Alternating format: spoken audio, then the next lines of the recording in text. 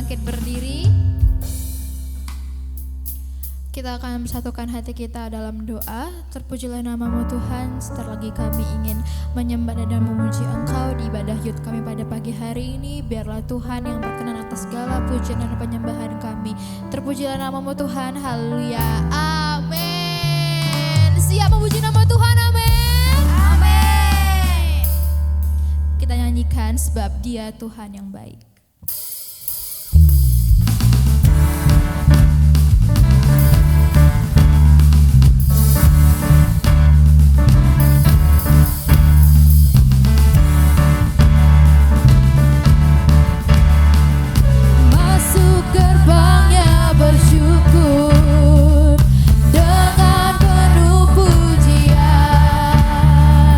Bersuka di hadiratnya.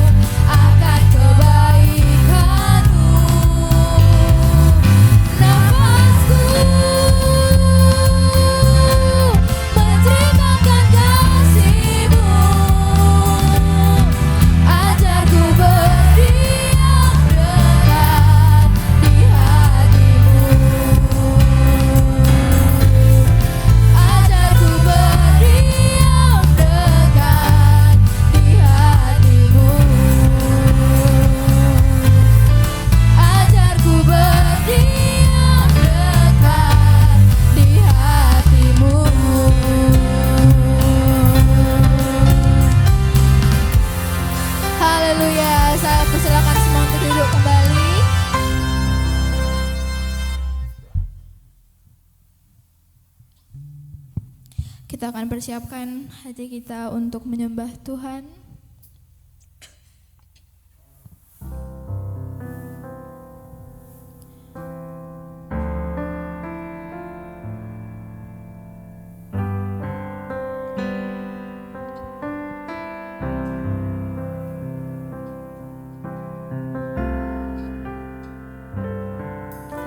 Saat ku masuk ke hadirat-Mu, ku tersungkur dan sembah-Mu. Ku persembahkan korban syukurku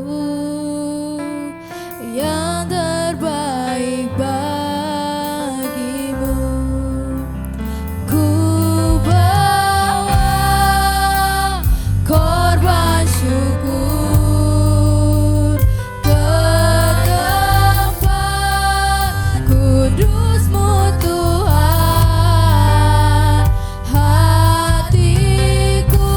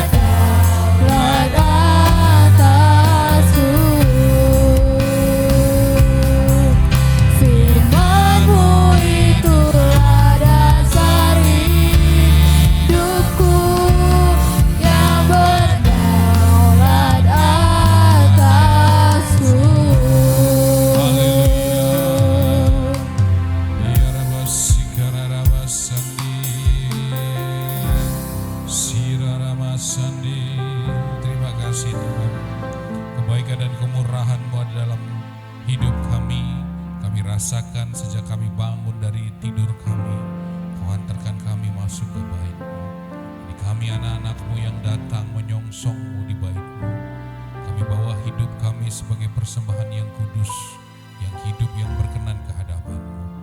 Anak-anak-Mu datang memuji dan menyembah-Mu ya Tuhan. Terima kasih Tuhan untuk urapan-Mu pagi hari ini. Kami juga rindu Tuhan, Kau bekali kami dengan firman-Mu sebagai kekuatan kehidupan kami. Isi kami Tuhan dengan firman-Mu sehingga hidup kami akan penuh dan tabung-tabung kekuatan kami akan siap dipakai untuk menuai masa depan kami yang penuh dengan kemenangan, kemenangan dan kemenangan. Kami bersyukur Tuhan, berkati hamba-Mu yang akan mewartakan firman-Mu, sembunyikan hamba-Mu di balik salib-Mu. Kau Allah Roh Kudus yang memilihkan kata-kata yang sesederhana mungkin, sehingga maksud dan tujuan-Mu dapat kami mengerti. Berkati anak-anak-Mu yang mendengarkannya dengan urapan ilahi, dengan pengertian yang baru, masuk ke dalam loh hatinya menjadi pelaku-pelaku firman-Mu. Terpuji, termulia nama-Mu. Di dalam nama Tuhan kami, Yesus Kristus, kita yang siap mendengarkan firman Tuhan, bersama-sama kita katakan, amin. Silakan duduk. Shalom bagi kita semua. Kita buka firman Tuhan di Roma 12 ayat 1.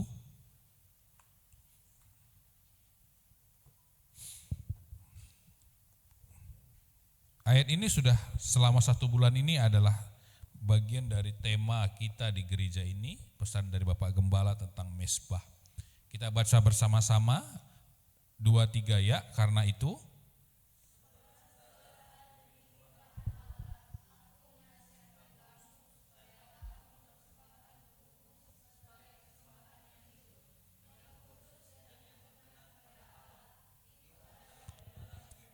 amin. Jadi hari ini kita akan berbicara tentang mesbah. Ya, anak-anak muda di tempat ini, apa itu mesbah?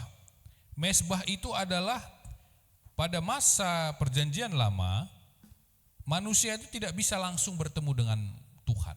Tidak seperti hari ini format ibadahnya. Tidak ada pujian penyembahan, ya.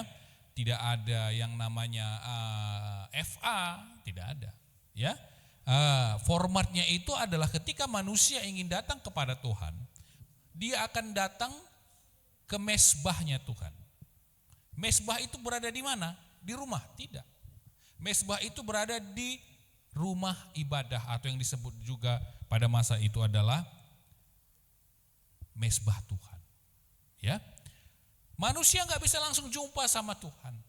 Kalau seorang ingin menaikkan doanya, seorang ingin menaikkan permintaannya kepada Tuhan, maka ia harus datang ke rumah Tuhan, ke bait Allah. Ya, dia harus datang ke bait Allah. Jadi tantangannya pada masa dulu ketika orang ingin berjumpa dengan Tuhan, ya, berjumpa dengan tantangan pertama adalah jarak. Jauh sekali, pada masa itu belum ada Grab, belum ada angkot, belum ada bus. Yang ada transportasi cuma onta, itu pun bagi hanya orang-orang kaya. Ya. Ingat cerita tentang Tuhan Yesus ketika Tuhan Yesus itu ingin ke bait Allah, ya. Wajib bagi bangsa Israel itu 1 tahun sekali ke bait Allah untuk menyerahkan yang namanya buah sulung atau persembahan sulung mereka. Ya kan? Ingat cerita Tuhan Yesus ketika Tuhan Yesus berangkat menuju bait Allah itu berhari-hari loh. Dan berbondong-bondong. Ya, endingnya cerita ini Tuhan Yesus tertinggal, ya kan? Di mana ya Tuhan Yesus supaya dia masih di bait Allah?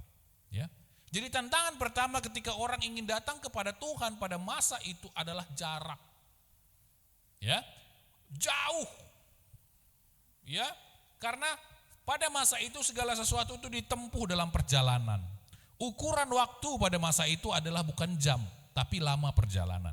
3 bulan perjalanan, 2 hari perjalanan, itu berjalan kaki. Jadi mesbah itu adalah tempat di mana kita bisa berjumpa dengan Tuhan. Mesbah itu adalah seperti meja di mana kita datang kepada Tuhan. Ya, di meja itu ada seperti bakaran, seperti api. Dan itu salah satu syaratnya ketika kita datang sama Tuhan, pada masa perjanjian lama kita nggak bisa bawa tangan kosong. Ya kan? Kita nggak boleh ada tangan kosong. Kita nggak bisa bilang aku tidak punya apa-apa Tuhan. Pada masa itu yang paling mahal itu adalah lembu. Ya, lembu. Atau dulu di sana nggak ada kerbau, lembu. Di bawahnya itu persembahannya itu harus domba, kambing. Semua yang bernyawa itu boleh dibawa ke rumah Tuhan. Paling kecil harus itu adalah burung merpati. Jadi apa yang dilakukan ketika kita ingin bermohon kepada Tuhan, ketika ingin kita minta penghapusan dosa, maka kita bawa adalah binatang-binatang yang bernyawa. Binatang ini kita sembelih di mezbah Tuhan, kita curahkan darahnya, dibakarlah itu. Persembahan itu di hadapan Tuhan. Itu mezbah. Ya. Dan setiap orang yang datang kepada Tuhan wajib melakukannya. Kalau tidak, dia tidak akan berjumpa dengan hadirat Tuhan. Rumit pada masa itu. Ya. Harus sembelih, cerep. Ya. Ingat cerita ketika Tuhan Yesus datang ke bait Allah yang Tuhan Yesus ngamuk-ngamuk. Apa yang dia balikkan? Yang dia balikkan sepertinya gereja itu, bait Allah itu sudah seperti pasar. Karena di sana sudah seperti terjadi transaksi. Ya kan? Di sana udah ada jual kambing, ada domba, ada lembu, ada burung merpati. Jadi orang tinggal datang, tinggal bawa uang. Nah, di situ Tuhan marah. Tuhan katakan bahwa bait Allah ini kehilangan esensi. Karena mezbahnya lagi tidak kudus. Hanya orang datang melaksanakan yang namanya kewajiban, rutinitas. Datang bawa duit, di depannya ada jualan lembu, ditarik lembunya ke dalam, disembelih. Ada transaksional, kerohanian di sana. Tapi hari ini, ketika Tuhan Yesus lahir, ketika Tuhan Yesus datang ke bumi, dan puncaknya adalah ketika dia disalib, maka batas antara manusia dengan Tuhan itu sudah tidak ada lagi. Ketika Tuhan Yesus disalib, terjadi gempa, tabir bait Allah itu terbelah. Artinya apa? Hubungan manusia dengan Tuhan itu sudah semakin dekat. Bahkan Tuhan Yesus mengatakan, engkaulah bait Allah itu. Baitullah itu adalah kamu. Tubuhmu itu adalah bait Allah. Artinya apa? Anytime, kapanpun kita mau jumpa sama Tuhan, kapanpun kita mau datang sama Tuhan, kita gak usah repot-repot nyari burung merpati, nyari domba.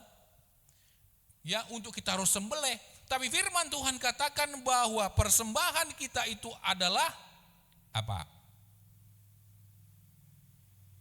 Persembahan kita itu adalah tubuh kita. Persembahkanlah tubuhmu sebagai persembahan yang hidup, yang kudus, dan yang berkenan kepada Allah. Itu yang kita persembahkan sama Tuhan. Ya, jadi konsepnya sudah berubah ketika Tuhan Yesus datang. Hubungan manusia dengan Tuhan itu tidak lagi jauh. Ya, tidak usah lagi jauh-jauh datang ke, mungkin kalau hari ini rumah kita di Medan, mungkin bait Allahnya itu berada mungkin di Binjai sana. Jalan 2 hari 2 malam ke sana. Hari ini kita bisa langsung datang kepada Tuhan. Kita bawa syaratnya, datang kepada Tuhan itu syaratnya harus membawa persembahan. Matre dong, bukan, itu syaratnya. Bahkan ketika Abraham itu diuji Tuhan, dia katakan, apa persembahanmu Abraham?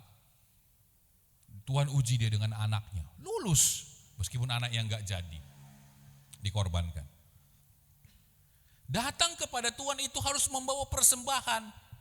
Apa persembahannya? Hidup kita. Persembahkanlah hidupmu sebagai korban yang hidup, yang kudus, yang berkenan kepada Tuhan. Nah, baru kalau kita persembahan silakan masuk ke dalam hadirat Tuhan. Pada masa perjanjian lama, bait Allah itu adalah ada level-levelnya. Sebelah kayak gereja kita ini, di luar sana itu ada namanya level pelataran. Di pelataran itu adalah mezbah. Ya kan? Baru masuk ke dalam ruangan ada namanya ruang kudus. Ruang kudus itu adalah orang-orang yang sudah selesai menyelesaikan mezbahnya di depan sana. Sudah dibelehnya dombanya, dicurahkan darahnya, dibakarnya, dia masuk ke dalam namanya ruang kudus. Seperti kita ini. Baru di antara ini ada tirai gini. tirai besar ini, di belakang tirai ini ada namanya ruang Maha Kudus. Di sana ditempatkan satu relik, satu artefak yang sampai hari ini hilang di muka bumi ini yang namanya tabernakel. Bait, apa namanya itu? Bahasa Indonesia tabernakel apa? Tabut perjanjian, tabut suci. Sampai sekarang hilang. Tabut itu sangat hebat. Kenapa? Isinya itu 2 loh batu, tongkat Harun yang berbunga, dan mana. Di dekat tabut itu ada manifestasi luar biasa dari pencipta alam semesta ini. Jadi barang siapa yang menyentuh tabut ini dalam keadaan tidak kudus, karena Allah itu kudus, maka kematian merenggutnya. Itu terjadi ketika Uza memegang tabut ini. Padahal Uza itu hanya teledor. Ketika tabut ini mau jatuh, dia terpegang, tapi dia tidak kudus, dia mati. Di sana ada suatu kekuatan supernatural, kekuatan yang maha dahsyat hadir di sana. Itulah kehadiran Tuhan. Ya. Dan kehadiran Tuhan, tabut itu sekarang, itu sudah ada dalam hidup kita. Katakan amin. Ya, dia bisa memberikan kita kepintaran yang sedang sekolah. Dia bisa memberikan kita kecerdasan. Dia bisa memberikan kita masa depan. Amin. Jadi begitu pentingnya mezbah itu. Mezbah itu adalah seperti pintu masuk ke dalam hadirat Tuhan. Mezbah itu seperti akses kita masuk untuk datang kepada Tuhan. Ya. Jadi buat kita anak-anak muda, tantangannya hari ini bukan jarak lagi, bukan tempat lagi, bukan harus beli sapi, beli domba untuk dicurahkan. Ya, tapi hari ini tantangannya dari anak-anak muda di tempat ini adalah distraksi. Apa itu distraksi? Tentang fokus 2 bulan yang lalu adalah segala sesuatu yang mengalihkan fokus kita. Saya mencatat ada 3 jenis mezbah dalam kehidupan anak muda. Ya, supaya praktis, supaya cepat. Yang pertama itu adalah mezbah pribadi. Mezbah pribadi ini kenapa penting? Ini diangkat ketika Tuhan Yesus, ketika dia berdoa kepada Tuhan pagi-pagi hari. Ya, dia datang kepada Tuhan ketika matahari belum terbit, ya kan? Seperti sepupu kita, kawan-kawan kita yang muslim, begitu. Ya kan? Datang kepada Tuhan, mezbah pribadi kepada Tuhan. Lakukan segala sesuatu, datang kepada Tuhan, koordinasi sama Tuhan, tanya sama Tuhan. Ketika kita baru mau memulai kehidupan kita, Tuhan hari ini apa yang mesti saya lakukan? Hari ini saya ujian fisika Tuhan, berkati ya Tuhan, saya sudah belajar. Hari ini hati saya lagi kacau Tuhan. Pacar saya lagi kemarin marah-marah, kami lagi berantem Tuhan. Datang kepada Tuhan. Bahkan Tuhan Yesus ketika dia merasa berat pergumulannya, katanya, Tuhan kalau boleh cawan ini berlalu dari hadapan. Ada beban yang sangat berat dalam hidup Tuhan Yesus ketika dia harus menjalankan firman. Dia datang kepada Bapa lewat mezbah pribadi. Amin. Ya, anak-anak muda di tempatnya harus punya mezbah pribadi kalau mau kehidupan kita dalam hadirat Tuhan, dalam perkenanan Tuhan, dalam koordinasi sama Tuhan. Ya, datang sama Tuhan pagi-pagi. Ya kan, usahakan pagi-pagi itu saat teduh pribadi. Karena pagi itu adalah waktu yang terbaik. Ya. Ada yang baru, kalau kita pagi-pagi itu kan masih segar. Kalau kita malam hari sebelum tidur, itu udah pikiran udah semua masuk. Tugas fisika, tugas kimia, tugas matematika. Tapi kalau kita pagi hari datang sama Tuhan, berdoa sama Tuhan. Supaya hidup kita itu dikendalikan oleh Roh Kudus. Banyak kehidupan kita ini kadang-kadang kita sering dalam pertemanan itu terjadi yang namanya miskomunikasi. Ya kan? Anak-anak cewek kadang-kadang berantem, saling gak enakan. Sama yang cowok juga kadang-kadang bisa komunikasinya tidak lancar. Begitu juga dengan guru yang mengajar, kadang-kadang kita bisa kok hilang ini perhatian saya ini belajar. Ya, tiba-tiba kok jadi kesini ya. Kenapa? Karena kita tidak datang sama Tuhan. Kita tidak minta Roh Kudus mengambil alih kehidupan kita. Kita biarkan kekuatan kita sendiri. Nah, akhirnya goyang. Itu butuhnya yang namanya itu mezbah atau mezbah pribadi. Sama kalau nanti kalian kerja di kantor, ada namanya rakor, rapat koordinasi. Itu bersama teman-teman satu tim itu sebelum itu biasanya Senin pagi. Sebelum semua pekerjaan mulai dalam satu minggu, setiap pagi itu dimulai dengan rapat koordinasi. Bersama-sama menyentuhkan visi, bersama-sama menyentuhkan arah. Bersama-sama juga bersama Roh Kudus pagi-pagi hari kemana kita harus berjalan. Amin. Yang pertama adalah mesbah pribadi, waktu teduh bersama Tuhan. Coba siapa di sini yang sudah rutin melakukan yang namanya mesbah pribadi pagi hari? Coba lambaikan tangan. 1, 2. Yang lain menyusul ya. Yang lain buat waktu. Berapa lama Pak? Berapa lama Bang? Mulailah dengan mungkin 15 menit. Tapi ada syaratnya. Firman Tuhan katakan, tidakkah kamu bisa berjaga-jaga bersamaku dalam 1 jam saja? Tuhan katakan sebenarnya 1 jam. Tapi mulailah dengan 15 menit datang sama Tuhan. Bawa pujian penyembahan, nyanyikan. Kalau masih tidur sama mama atau bapak, nyanyikan dengan suara yang kecil, datang sama Tuhan. Ya, Tuhan melihat hati, bukan Tuhan mendengar suara. Tuhan melihat hati kita yang tunduk dan melakukan firman Tuhan. Katakan amin. Datang sama Tuhan. Tuhan, hari ini Tuhan, aku mau ujian kimia. Aku udah belajar Tuhan, A, B, C, D, D. Kira-kira Tuhan, apa yang mesti kulakukan? Tuhan pimpin aku ya Tuhan, bimbing aku. Begitu sama Tuhan. Gampang sama Tuhan kalau tugas kimia, tugas fisika, tugas matematika. Dia yang menjadikan alam semesta ini, bahkan bumi ini bulat, gak ada pijakannya bisa mengawang-ngawang di alam semesta ini. Gampang sama Tuhan. Kalau hanya matematika, fisika, kimia, apapun itu, hafalan segala sesuatu itu bisa selesai di dalam Tuhan. Kalau kita bersama Tuhan dan belajar. Amin. Yang penting kita datang sama Tuhan. Kita bilang Tuhan. Banyak kan gitu, saya pernah gitu ya kan, mengandalkan kekuatan sendiri waktu masih SMA ya kan. Saya dulu belajar fisika. Saya dulu lumayan pintar fisika, saya belajar fisika karena sepele. Saya tahu kok semua, apa sih rumus-rumusnya. Begitu ujian sakit perut. Jangankan bilang apa, bilang pisang aja gak sanggup. 5 menit sekali kamar mandi, 5 menit sekali, ya 0 hasilnya. Kita butuh Tuhan, kita butuh pimpinan Roh Kudus supaya kita bisa hidup ini berkemenangan di dalam Tuhan. Begitu juga dalam pelayanan. Apalagi pelayanan ketika pagi hari datang sama Tuhan. Sebelum melayani, duduk di kaki Tuhan. Tuhan, hari ini aku main keyboard, hari ini aku main drum, hari ini aku main bass, hari ini aku WL, singer, penerima tamu, apapun itu Tuhan, aku minta urapan-Mu. Supaya apa yang kulakukan hari ini berkenan ke hadapan-Mu. Amin. Kalau Tuhan berkenan ke hadapan kita, wah luar biasa. Ya, Tuhan berikan masa depan. Daud itu tidak dianggap oleh ayahnya. Tapi ketika Tuhan berkenan dalam kehidupannya, dia diangkat jadi raja. Jangan lihat kita siapa hari ini, tapi lihat kita di dalam Tuhan. Itu gunanya yang namanya mesbah pribadi. Ya, tantangannya apa? Tantangannya ini gampang terdistraksi. Makanya saya selalu bilang kepada anak-anak muda di tempat ini, kalau boleh beli aja Alkitab kalian yang buku itu.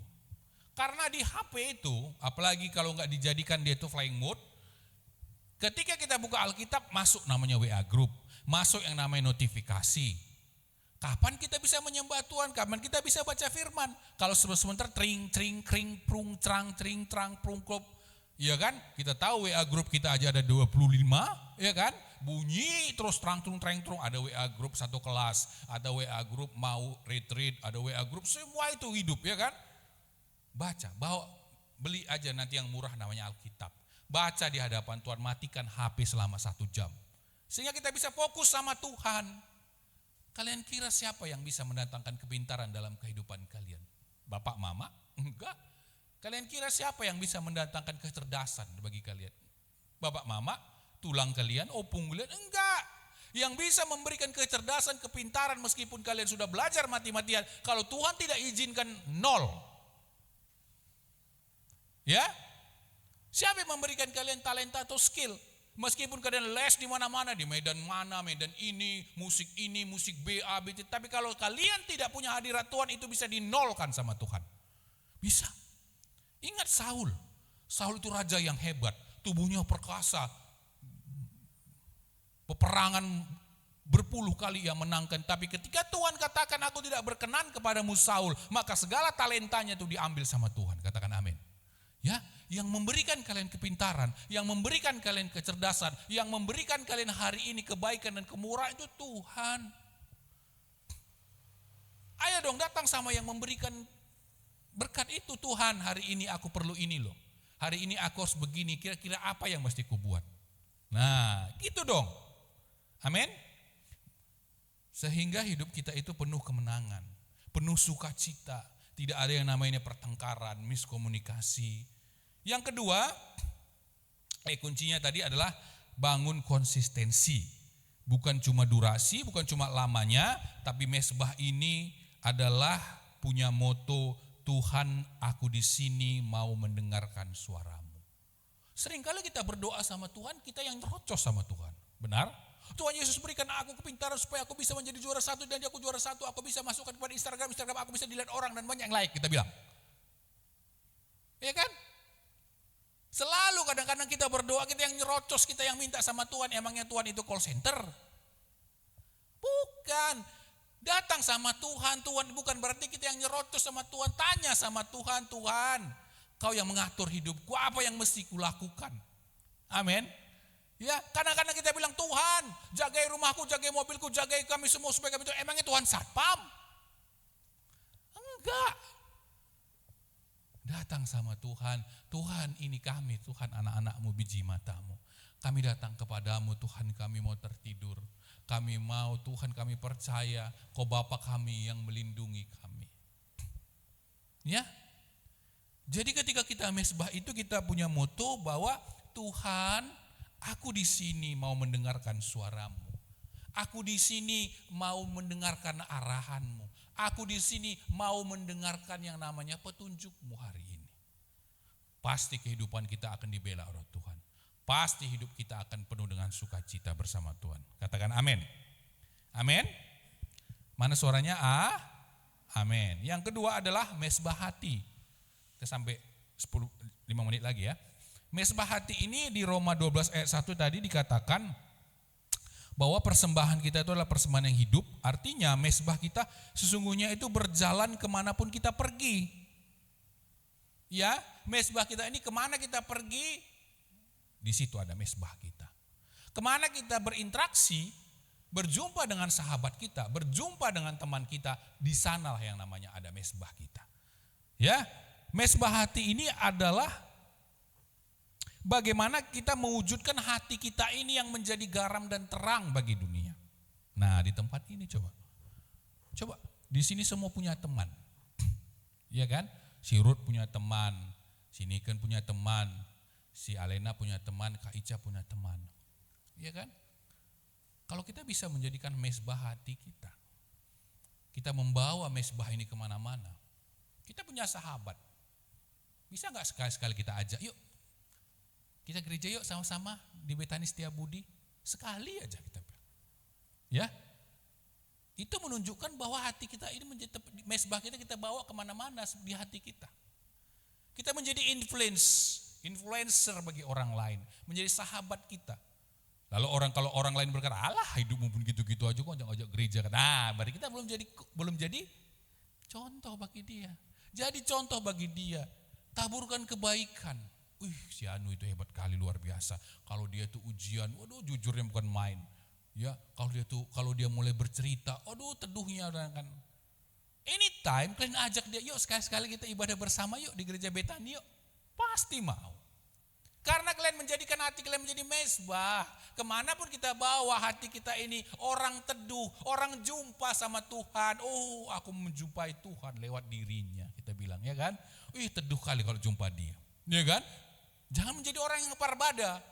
Tadi situ damai, tiba-tiba hadir kita di tengah itu menjadi ribut, berantem. Ya kan? Jadilah pembawa damai. Bawa hati kita ini menjadi mesbah. Jadi orang ketika kita hadir, orang mendengar, luar biasa ya. Nah, buktinya adalah kita menjadi pengaruh bagi orang. Menjadi terang, menjadi garam. Coba dong, sekali-sekali. Siapa sahabatnya? Yuk, besok pagi kita janjian bersama ya. Habis itu nanti jalan-jalan kemana-mana. Ya kan? Kenapa banyak gereja-gereja di Jawa itu menjadi besar gitu ya, orangnya ramai. Kenapa? Karena mereka menjadi saksi dan menjadikan hatinya sebagai mezbah. Teman-temannya orang melihat, si Anu itu, aduh luar biasa baik. Si Anu itu hebat sekali, pintar, baik. Ya, itu kesaksian. Kalau enggak, untuk apa Tuhan jadikan kalian pintar? Amin. Untuk apa Tuhan jadikan kalian bertalenta? Untuk apa Tuhan jadikan kalian itu luar biasa cerdik, pandai berkata-kata, pandai bernyanyi, pandai bermain musik? Untuk apa? Kalau tidak untuk menjadikan kalian influencer bagi orang lain, supaya orang itu datang kepada Tuhan, bukan kepada kita. Amin. Itu tujuan Tuhan. Ketika hati kita mezbah, di hati kita jadikan mezbah, kemana-mana kita bawa mezbah di dalam hati kita, orang-orang melihat, orang-orang berjumpa dengan Tuhan. Nah, gampang. Karena begitu dia berjumpa dengan Tuhan, dia merasakan ada kedamaian. Ya. Sekali-sekali coba bawa. Buktikan. Saya sudah jadi influencer gak bagi orang lain? Sudah menjadi influencer gak bagi Tuhan? Ya kan? Sudah jadi garam dan terang gak bagi sesama saya? Ya, itu yang kedua. 2 menit lagi. Yang ketiga, yang namanya mezbah komunitas. Ya, anak-anak muda diciptakan dalam hidup komunitas. Ya, kita ada pertemanan. Mezbah ini bisa dibangun bersama teman-teman seiman lewat komsel. Boleh. Buka mezbah bersama komunitas kita. Ya. Siapa itu namanya itu?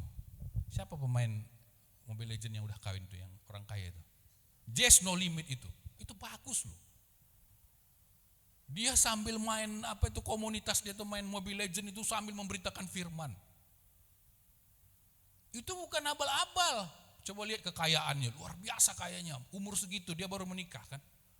Dia itu kaya dari komunitas yang namanya Mobile Legends. Dulu apa nama grupnya? EVOS.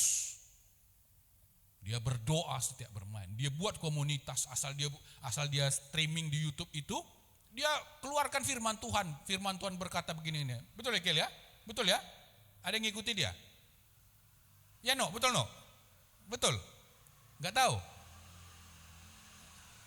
Asal dia streaming, asal dia buat yang namanya streaming ya, asal dia buat YouTube, pasti ada firman Tuhan di dalam. Dan hidup dia memang menjadi mezbah bagi orang lain. Dia bentuk komunitas itu, di dalam itu ada mezbah. That's why kenapa Tuhan bela hidupnya. Luar biasa ini orang, cek aja nanti. Kekayaannya luar biasa. Dan dia menjadi berkat kemana-mana. Amin.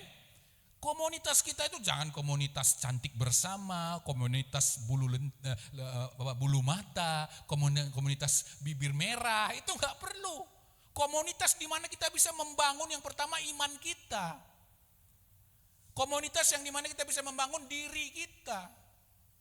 Kalau ada komunitas kita yang toksik, tinggalkan. Sikit-sikit merajuk, sikit-sikit bad mood. Ini komunitas, gelar aja namanya komunitas bad mood, ya kan?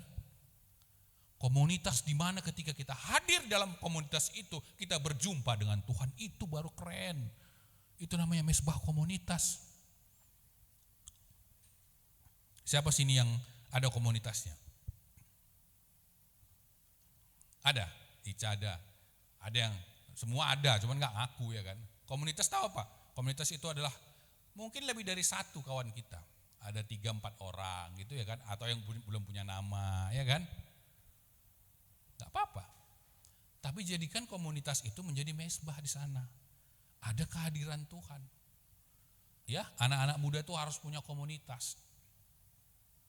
Ya. Tantangannya apa? Tantangannya hari ini ego, rasa sungkan, atau merasa bisa jalan sendiri tanpa orang lain, gak bisa. Gak bisa. Percayalah. Firman Tuhan katakan kita gak bisa berjalan sendiri. Kita butuh yang namanya komunitas. Kita butuh yang namanya teman-teman. Kita berada dalam komunitas gereja. Kita gak bisa berjalan sendiri. Kita butuh orang di samping kita. Teman-teman kita itu kita perlu. Komunitas itu mendewasakan kita. Kita berinteraksi dengan teman kita itu membuat kita lebih dewasa. Ya, hidup kita ini didewasakan oleh komunitas dan kita didewasakan oleh masalah. Bukan kebahagiaan. Orang-orang yang dewasa itu adalah orang-orang yang didewasakan oleh komunitas dan masalah bersama Tuhan. Amin. Amin. Jadi ada 3 yang mesbah yang harus kita lakukan. Yang pertama tadi mesbah pribadi di dalam Tuhan, yang kedua mesbah hati, yang ketiga adalah mesbah komunitas. Jadi pesan utamanya adalah di Imamat 6 ayat 13 dikatakan bahwa api itu harus dijaga dan tetap menyala. Di atas mesbah jangan sampai padam. Artinya apa? Ada tugas kita untuk menjaga api itu. Baranya itu harus tetap hidup. Kehangatannya itu harus tetap ada. Dengan cara itu tadi, menjadikan hidup kita menjadi mesbah bagi Tuhan. Ya, mulailah segala sesuatu itu, hilangkan yang namanya pertama rasa malas. Ya, rasa malas ini yang paling bahaya. Saya aja kadang-kadang bergumul dengan rasa malas ini. Kalau lagi capek badan, saya tiduran di rumah. Musuh utamanya itu adalah scroll-scrollan. Dead scroll, krek, sampai cek, ada TikTok sampai kadang-kadang 1 jam. Ya kan? Rasa malas itu harus kita bunuh. Rasa malas itu harus kita buang dari kehadapan kita. Yang kedua ada luka masa lalu yang harus kita selesaikan. Ada pertengkaran-pertengkaran dengan teman-teman kita harus kita selesaikan. Enggak bisa kita pendam. Iya kan? Yang ketiga adalah kepenatan dan rutinitas. Itu juga harus kita lawan. Kita harus ambil waktu kita healing bersama Tuhan. Kita harus lepas dari kepenatan kehidupan kita. Rutinitas itu kadang-kadang menjemukan kita. Ada yang belajar les, sekolah, ada yang kuliah, ada yang ngajar sekarang ya kan. Semua itu. Kita harus keluar dari itu dulu. Hari Minggu itu jadikan hari di mana kita healing bersama Tuhan. Healing bukan berarti kita tiduran, bukan. Segala rutinitas kita lepaskan dulu. Nantilah itu dulu. Ujian fisika nanti, ujian kimia nanti, ujian matematika nanti, yang pacar lagi ngambek nanti, yang pacar lagi selingkuh nanti, itu belakangan. Kosongkan pikiran kita ketika hari Minggu datang sama Tuhan. Angkat tangan kita, Tuhan, terima kasih aku masih ada padamu. Terima kasih engkau masih ada padaku. Amin. Ya. Jadi mesbah itu sederhana sekali. Mesbah itu tadi mesbah pribadi, mesbah komunitas, dan yang terakhir adalah yang kedua tadi mesbah hati, mesbah pribadi, dan mesbah komunitas. Kesimpulannya adalah atur waktu untuk merapikan mesbah pribadi kita. Saya tantang anak-anak muda di tempat ini ya untuk melakukan yang namanya mesbah pribadi. Bangun pagi-pagi. Ya, kalau mau berangkat sekolah jam 6:30, bangun 5:30 supaya bisa mesbah 15 menit. Ya, buat waktu kita seefisien mungkin. Datang sama Tuhan, berdoa sama Tuhan, lupakan segala sesuatu. Ya, atur waktu khusus datang sama Tuhan, matikan ponsel, baca firman, curhat sama Tuhan, jangan curhat sama kawan. Kalau curhat sama kawan pasti ceritakannya sama kawan yang lain. Datang sama Tuhan, Tuhan, kulihat abang kelasku itu ganteng kali Tuhan. Ya kan gitu ya kan? Ganteng kali Tuhan. Oh Tuhan, terima kasih Tuhan, kau hadirkan dia dalam hidupku. Boleh, why not? Datang sama Tuhan. Oke? Curhat sama Tuhan, nangis sama Tuhan. Ya kan?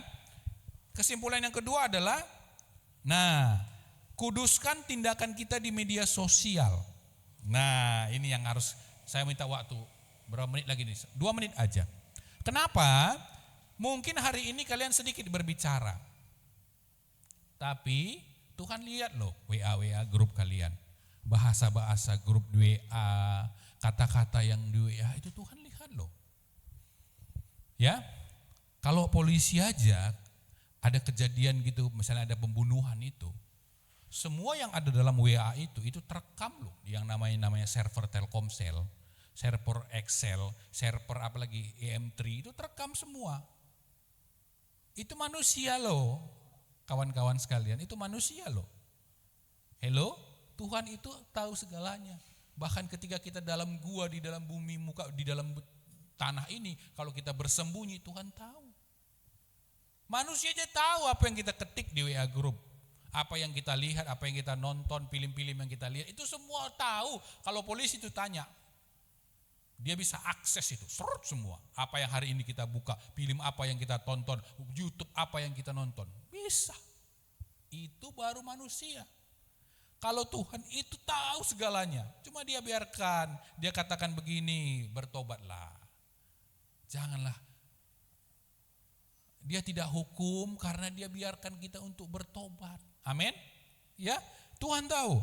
Kuduskan tindakan kita, loncat benar. Kuduskan tindakan kita di media sosial maupun di dunia nyata sebagai ibadah yang sejati. Saya lihat banyak anak-anak Tuhan yang kudus. Teman-teman di Jakarta kudus. Tapi kalau kita buka WA-nya, film-film dibagikan, film-film porno. Ya kan, bahasa-bahasa kotor. Hello, sama di hadapan Tuhan, kuduskan. Tuhan katakan tubuh kita menjadi persembahan yang kudus yang berkenan sama Tuhan. Yang ketiga, bangun komunitas yang sehat, jangan menjauhkan diri dari persekutuan. Kalau bisa bentuk komunitas yang dimana ada firman Tuhan di dalamnya. Ya, sebagai penutup, Tuhan tidak mencari anak muda yang hebat karena kekuatannya sendiri, tetapi Dia mencari anak muda yang hatinya rela menjadi tempat mesbah bagi kehadirannya. Amin. Amin. Tuhan Yesus memberkati. Saya undang para WL, singer boleh naik ke atas mimbar. Kita berdoa, terima kasih Tuhan. Kasih karunia Tuhan melingkupi kami. Dan kami sudah mendengarkan firman Tuhan. Biarlah firman ini berbuah. Firman ini bertumbuh. Firman ini menjadi kekuatan dalam kehidupan kami. Kami bersyukur Tuhan. Terima kasih untuk firman-Mu. Haleluya. Di dalam nama Tuhan kami Yesus Kristus bersama-sama kita katakan amin.